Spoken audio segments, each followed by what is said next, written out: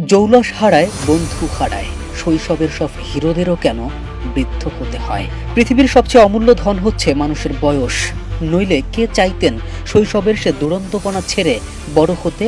কে চাইতো বন্ধু হারাতে? কেই বা চাইতো শৈশবের হিরোদের বুড়িয়ে যেতে, ফুরিয়ে যেতে, হারিয়ে যেতে দেখতে? সামনেই এশিয়া কাপ, কিন্তু বাংলাদেশ দলে নেই সাকিব তামিম জুটি।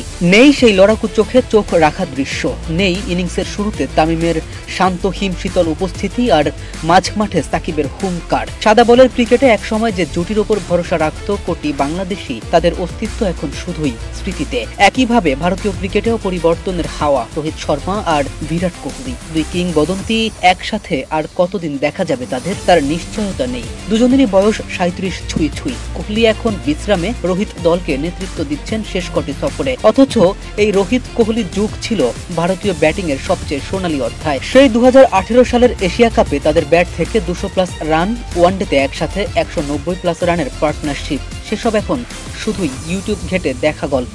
বাংলাদেশের সোনালী সময়ের কথা বললে 2007 বিশ্বকাপ, 2015 বিশ্বকাপ বা 2017 চ্যাম্পিয়ন্স ট্রফির কথা মনে পড়ে। সাকিব, তামিম, মুশফিক, মাহমুদুল্লাহর কাঁধে চড়ে উঠে আসা একটা প্রজন্মের স্বপ্ন ক্রিকেট।